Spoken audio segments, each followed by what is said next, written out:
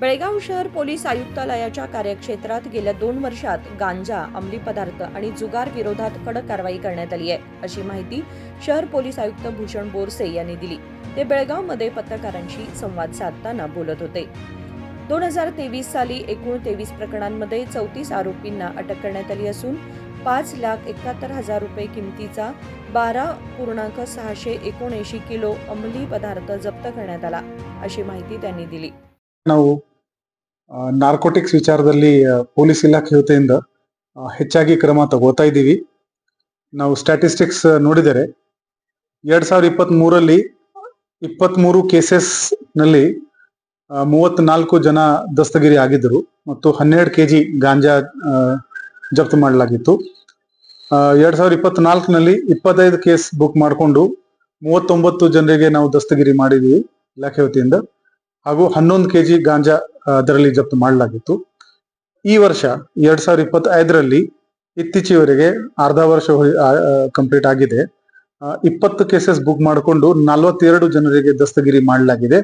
ಹಾಗೂ 17 ಕೆಜಿ ಗಾಂಜಾ ಮತ್ತು 550 ಮಿಲಿಗ್ರಾಮ್ ಇದು ಬೇರೆ ಸಿಂಥೆಟಿಕ್ ಡ್ರಗ್ ಕೂಡ ಜಪ್ತಿ ಮಾಡಲಾಗಿದೆ. ಹಾಗೇನೆ ಕನ್ಸಂಪ್ಷನ್ ಕೇಸಸ್ ನಲ್ಲಿ ಕೂಡ 21 ಕೇಸಸ್ ನಲ್ಲಿ 23 ಜನರಿಗೆ ಅವರ ಮೇಲೆ ಕಾನೂನಿ ರೀತ್ಯ ಕ್ರಮ ಜರುಗಿಸಲಾಗಿದೆ. ಮಟ್ಕಾ ಮತ್ತು ಗ್ಯಾಂಬ್ಲಿಂಗ್ ವಿಚಾರದಲ್ಲಿ ಕೂಡ 2023ರಲ್ಲಿ 123 ಕೇಸಸ್ಗಳು ಬುಕ್ ಮಾಡಲಾಗಿತ್ತು. 2024ರಲ್ಲಿ 124 ಕೇಸಸ್ ಬುಕ್ ಮಾಡಲಾಗಿತ್ತು. ಈ ವರ್ಷ ಅರ್ಧ ವರ್ಷ ಆಗಿದೆ. ಇನ್ನೂವರೆಗೆ ನಾವು 95 ಕೇಸಸ್ ಬುಕ್ ಮಾಡಿಕೊಂಡು 256 ಜನರ ಮೇಲೆ ಕಾನೂನು ರೀತ್ಯ ಕ್ರಮ ತಗೊಂಡಿದ್ದೀವಿ. ಹಾಗೇನೆ ಮಟ್ಕಾ ಮತ್ತು ಗ್ಯಾಮ್ಲಿಂಗ್ ಮತ್ತು ನಾರ್ಕೋಟಿಕ್ಸ್ ನಲ್ಲಿ ಯಾರು ಆರೋಪಿಗಳು ಇದ್ದಾರೆ ಅವರ ಮೇಲೆ ನಾವು ಗಡೀಪಾರು ಕೂಡ ಆದೇಶ ಮಾಡ್ತಾ ಇದ್ದೀವಿ. ಬರುವ ದಿನಗಳಲ್ಲಿ ಕೂಡ ಈ ಕ್ರಮ ನಾವು ಹೆಚ್ಚಾಗಿ ತಗೋತಾ ಇರ್ತೀವಿ. ನಮ್ಗೆ ಬೆಳಗಾವಿ ನಶಾಮುಕ್ತ ಆಗ್ಬೇಕು ಮತ್ತು ಈ ಸೋಷಿಯಲ್ ಎವಿಲ್ ಡ್ರಿಂಕಿಂಗ್ ಆಗ್ಲಿ, ಮಟ್ಕಾ ಆಗ್ಲಿ, ಗ್ಯಾಮ್ಲಿಂಗ್ ಆಗ್ಲಿ ಇದನ್ನು ಹೆಚ್ಚಾಗಿ ಪ್ರಮಾಣದಲ್ಲಿ ನಾವು ಕಡಿವಾಣ ಕಂಟ್ರೋಲ್ ಮಾಡ್ತೀವಿ. ಅದು ನಮ್ಗೆ ಆಸೆ ಇದೆ. ನಿಮ್ಮ ಬೆಳಗಾವಿ ನಗರ ವಾಸಿದ ಸಹಕಾರ ನಮ್ಮ ಜೊತೆಗೆ ಯಾವಾಗ್ಲೂ ಇರಲಿ. ಧನ್ಯವಾದಗಳು.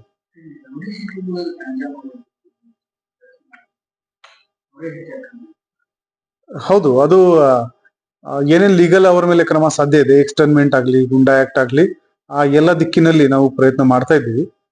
ಬಹುಶಃ ಅದು ಬರೋ ದಿನಗಳಲ್ಲಿ ಇನ್ನೂ ಕಡಿಮೆ ಆಗ್ತದೆ.